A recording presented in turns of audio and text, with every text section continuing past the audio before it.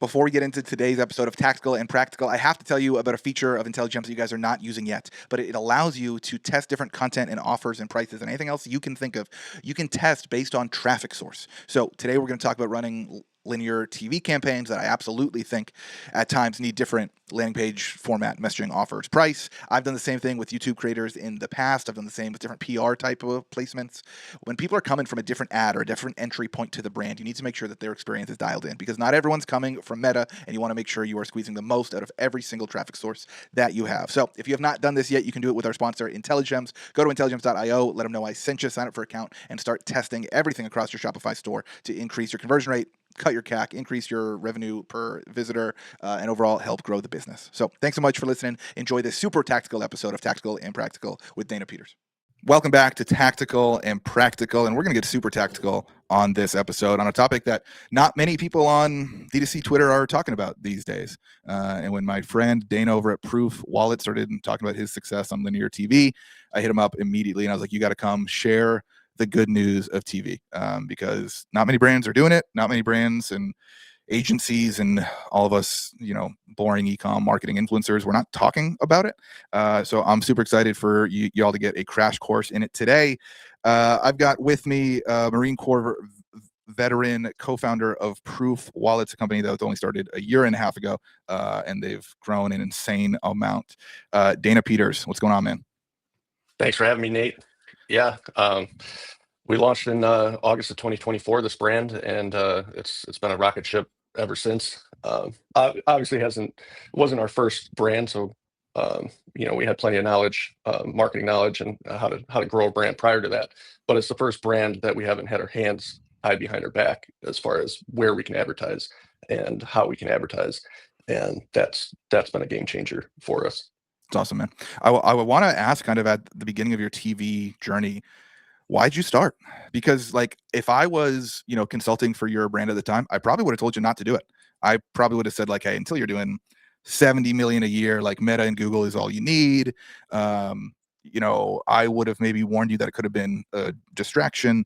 But good thing I wasn't consulting for you at the time, because it's gone super well. So I want to hear kind of where you were at in the business, where you were at with Meta, what made you decide to launch this new channel? Yeah. So we first got our feet wet with TV. And when I say TV, I specifically and solely mean linear TV, not streaming. We first got our feet wet in our previous brands, dating all the way back to, I want to say 2020 was the first attempt at linear TV. And the way we did that was a local news station ad rep reached out to us because they had seen our products on Facebook and was like, I think this would be a really great product, for TV. Let's see what happens. And I was skeptical.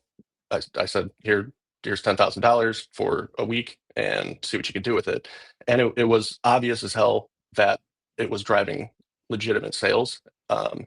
And we were basing that off of zip code, because we know exactly the zip codes that's airing, and compared to the past, a very primitive means of a holdout test. But it was clear as day we were making money, and these were very small brands. I'm talking we had maybe been doing $1 million, $1.5 million in revenue for the previous year. And the second we caught wind of that, we told her, look, take these ads and run them in every city that you can possibly find. And she managed all of it. It was a colossal headache. It was a colossal headache for us to figure out, what was working and what wasn't, because we had to do it all manually back then. But that was our first enlightenment of how effective linear TV actually is. All of the products that we have tried on linear TV did have a large addressable market. So they weren't super niche products. They applied to at least all of a gender, or Sure, both genders. So I can't speak for the effectiveness on if you have a very niche product. I'd imagine it's not going to do as well. But sure. that is where we first caught wind of it. And then when we launched this brand, it just made sense. If we're having this much success on Meta, people are loving this product, love our brand, let's give this a shot. And so Tatari is what we ended up. Well, actually, prior to Tatari, we went back to that same local news station and did some tests there. And it was a massive success. And that's just in a very small regional area. So then we went to Tari to try and expand, nationally. And that's how we started. Awesome, man. So you started running TV with Proof basically from day one. Yes, I would say within months. Yeah, awesome. Okay. Now, it's not like Meta. You can't just upload some creative, put a credit card in, pay for that 30 days later. Talk to me about like the logistics of running Yeah. TV campaigns. So I'm going to speak specifically for the logistics of doing it through Tatari. Yeah. There's different platforms, and you can obviously go direct to these networks as well if you want, and it's a different experience. But for what I'm going to share, it'll be specific to Tatari. Like Meta, like any other channel, there's massive benefits, but they all have their massive, negatives that come with it. So first and foremost, I'll start with let's start with the positives, and then we'll kind of go into the negatives and issues associated with it. But uh, the sheer affordability of the reach on linear TV is like nothing you've seen before. So to give you an idea, CPMs on linear, we're paying roughly $2.50, streaming roughly $9.30, and Meta roughly $18.50. Yeah. So you're one ninth of the cost of your Meta reach. And that varies dramatically across the different channels and the different rotations. So some are way cheaper than 250, and some are higher than 250. But on average, that's our CPM. What's cool about it is, for one, it legitimizes your brand. When people get hit by an online ad, everybody has skepticism. If they've never heard of them, is this company legit? Am I going to get scammed? Because everybody's been scammed on Meta. There's a perceived perception of who runs ads on TV, and it's legitimate brands. Because of the process to even get on it is more legitimate. You can't just submit a random creative and think it's going to get ran on TV. They go through a whole process of 100%. verifying it. So let me jump in there. Even when I've just run YouTube campaigns, but 60% of YouTube gets watched on a living room TV these days. Like even seeing your own ad up on the big screen feels like, oh, like that's different. Like that's different than scrolling past it on Instagram. I never ever watched TV. And now, like, I will just put on the channels that I know we're going to air on like frequently, just so I can see it in the background. That's awesome. And I'll tell my kids, "Look, Lincoln, Natalie, look." That's great. Yeah, it's cool to see. So, all right, back to benefits. Lower CPMs. I'd like to dive into the actual past 30 days, 60 days spend platform reported ROAS across our top 3 channels that we advertise on, and just so everybody's clear that we're not spending like 50 grand a month and claiming this is incredible performance or something. All right, last 30 days on Meta, we spent $648,000 with a platform ROAS of 1.43. On linear, we spent $556,000 with a ROAS of 1.78. Whoa. Yeah. On Google, 110 grand, 2.98. The Google significantly, that ROAS, there's some carryover there, obviously, but that's why we don't spend that heavily on that. So you're spending almost as much on TV as you are on Meta right now at better performance. Yes, and that's awesome. I think we are maybe a month to tops from overtaking Meta with linear. So last 60 days was 1.178 million on Meta, 1.5 ROAS. On linear, that was 932,000 with a 1.79 ROAS. So ROAS is stable. Yeah, we're about there, and I'm pretty excited about it. That's actually like, I'm not trying to limit spend on Meta by any means, but I'm really trying to outpace Meta on linear, just as more of a moat. As that ratio has tilted towards TV, are you seeing better overall business performance, overall CAC, AMR, all that? So those numbers are totally exclusive of the Amazon flow over Sure. halo effect. From every deep dive I've done on that, 10% of purchases. So if we get 50 or 100 purchases from a linear TV ad, 10% of that number is also going straight to Amazon and converting. So when you can attribute 100, there's an extra 10 going on Amazon too. So you're getting 110. Yeah. Got it. That's awesome. Yeah, which it's phenomenal. So the performance is there. It's clear as day. We base that off of Tatari's attribution model, which I've deep dived numerous times, and that is the one attribution model that I have not been able to find no, this is way over reporting. Yeah. Because they should be able to give you addresses of where your commercials aired, right? Or at least zip codes. So, you can see all of that. There's a variety of ways to deep dive it, but ultimately, like the way that they even do their attribution, in a simple sense, I'm not going to try to explain it here because it'll take up too much time. But it's an extremely effective means of it, especially when you're spending on large networks that drive a ton of immediate traffic to your site. I guess in the simplest sense, it will sense it's tracking the web visitors, and it will assign a pixel to that spike because it knows the second that segment airs, Sure. and then it's going to track those people. It gets a little murkier when you're running on smaller networks that might only drive 5-10 viewers or something. Yeah. But what was I going to go into? All right, we hit on the benefits, the impact, and how it's changed. Our business. Essentially 50% of marketing spend goes to that. I'd like to get into the caveats, the issues associated. So, number one, you have to prepay for essentially a week and a half to 2 weeks in advance on Tatari, which hurts. I can hear e-com CFOs shivering at that idea. Yeah, that sucks, and I have not found a great worker other than going direct to the network. I have not found a workaround for that. We put it on a credit card to buy us at 30 days, but still. So prepaying, but then there are also periods throughout the year, and we're actually in one right now where they have what they call accelerated logs, meaning you have to put your bids in and prepay for multiple weeks.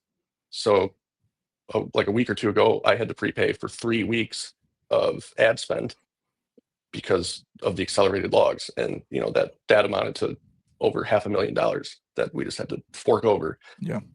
And what's even worse is that you don't know if that spend is going to clear, meaning you don't know if a segment that you bid it on and wanted to run is actually going to run. So it's a very distinct possibility that you're going to fork over all this money and not have anything air. So you don't lose the money, obviously, but it's not efficient cash flow if you're not careful about it. And then do you just use, like, if you make a bid that doesn't clear, can you just apply that to a future campaign? Yes. Yeah. Okay. Yeah. But what the biggest driver and lever with using Tatari is having historical spend data. So, like, they have recommended prices for most of these networks, and you can also have them manage it. But what they're not going to do when they manage it is make sure that they are bidding as efficiently as possible on any given segment or rotation. So you're going to give them a budget, you're going to give them a CPA goal, and they're going to try and hit that. But they're not going to try to decrease that CPA, meaning, okay, we saw that this network and rotation cleared at this price. Next week, let's try a little bit lower and a little bit lower and a little bit lower.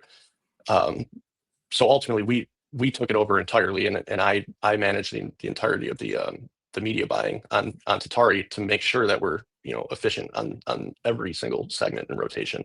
But part of that, you don't see, like, they don't share every brand's previous data, Sure. So you have to learn the data in your account, and that requires spending over numerous weeks and months, and things change seasonally. So without having all that data, you're going to lose and waste money up front to learn what bids are going to clear at what times of the year and how they're going to perform, and you're adjusting every week according to that. So that is where the real barrier to entry is. Yeah.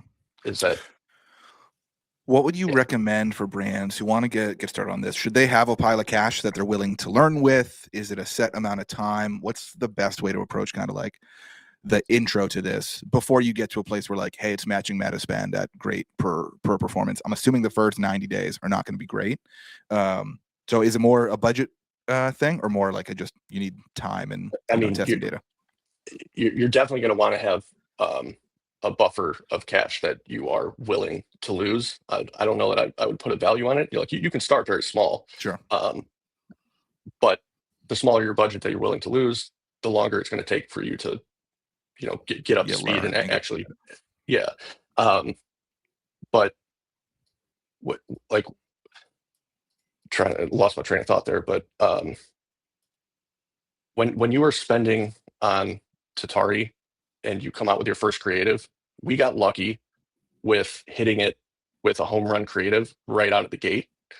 You can't test creatives on Tatari like you can on Meta, where you just throw a bunch of shit at the wall, because it actually, I think Tatari charges you like $1,300 per creative just to have it, processed and whatnot.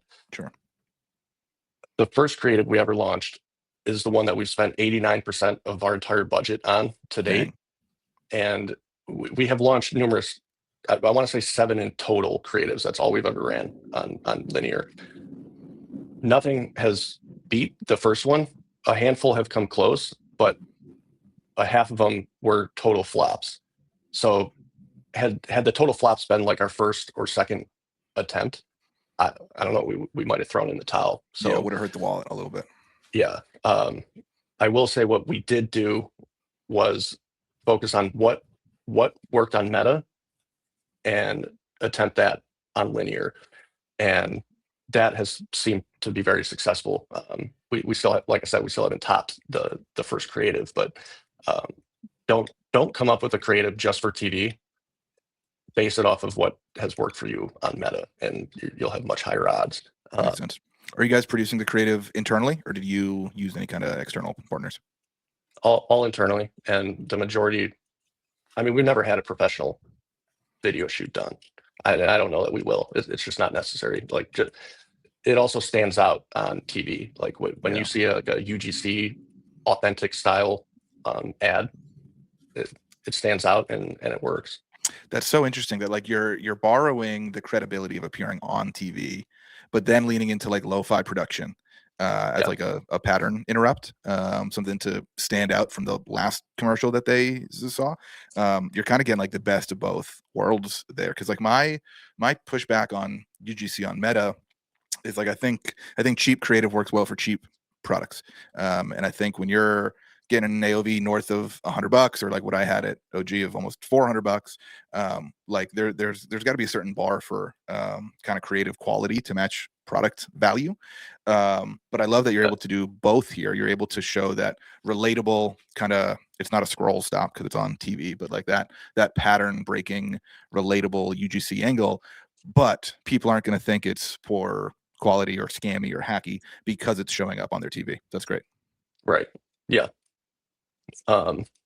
Creative fatigue. That's a good one. Like I was going to ask. So you said you spent 90% of the money on that one ad. That's hundreds of thousands, if not over $1 million at this point. Still going strong. Several $1 million spent on that one specific ad. Yeah. Is it crushing still? Any signs of slowing down? No. Let's go. Yeah. That's awesome. and even better, we have not ran a single promo or discount offer type ad on linear yet. That's fantastic. Yeah. Okay. So now I'm super curious, like, how are you and the team handling this? Are you making any new TV ads currently, or are you just kind of like, let's milk this for all we can, keep throwing money at it, and if the day comes where it starts to fatigue, like we'll launch some new creative? I mean, I would say probably every month or so we're like, let's look, we need to make another TV ad, and we do, which is where the 7 that we've released have come from. But it just keeps underperforming compared to the original. So I don't know. We're up in the air about like how do we go from here? I don't anticipate that we're going to hit that diminishing return anytime soon because it's just not happening. There's no indication of it, but yeah, I would love to be able to test far more creatives, and I think I have a strategy, which is actually going back to the immediate local news TV networks where we cut our teeth on numerous years ago and testing it there because they don't charge you. Right. If you go direct to the network, they don't charge you for all these random fees and whatnot. And I think that's the route we're going to go. So you're going to use local networks as like your testing campaign, basically, to roll out new creative for a little bit cheaper to smaller markets. And then when something hits, you'll pay the Tatari fee to get a new creative up and kind of try to see if it can scale there. Makes a ton of sense. Yeah. And even on that note, like, in those previous brands where we were only using local news TV networks scattered throughout the country, like there were weeks where we were spending $100,000+ a week. So I think that's a whole nother avenue that for this brand that we have not even tapped into, because you can't do that on Tatari. Like you don't get access to all those small local networks. But that's we could double our spend right there if it was to perform equivalently, which it very well might. Let me wrap this up with a question, and I'm going to ask you to make a prediction here. One, yes or no? Does this inventory get more expensive around Q4 like Meta ads do? Yes. How much more? I don't have exact numbers. It wasn't significant, like 10, 15%, but it's actually political driven things. Oh, that makes sense. Yeah. So actually right now we're embarking on the start of political spend. Yeah. And they have endless amounts of cash that they want to throw. Yeah, so. They do. Okay. But good news about that. That'll end in November. And then you've got 45 days to Christmas. This is where I'm going to ask you to make that prediction. Right now, Meta to TV spend is just about 50-50. What do you think it's going to be in Q4 for real? I think it will be 60-40 linear. Let's go. I can't wait to have you back on December 20th, and you can tell us all how it went again. But dude, this has been such a great crash course on TV. I'm blown away at the success you guys are having on it. And I do think it's important note what you called out at the beginning of like, this has to be kind of like a mass market, mass appeal kind of brand, which wallets are a great category for that. But dude, hats off to you. And thanks so much for coming on the show and sharing some wisdom here. Where can people find you, support you? I know that they can go to carryproof.com and pick up some great gear. Where can people follow you? I'm pretty much only active on Twitter. So I think the handle is Dana Peters 10321. But find me there. That's the best place. Awesome. Dude, thanks so much for coming on. This was a super tactical episode. And thanks everyone who is listening. We will see you next week. Thank you.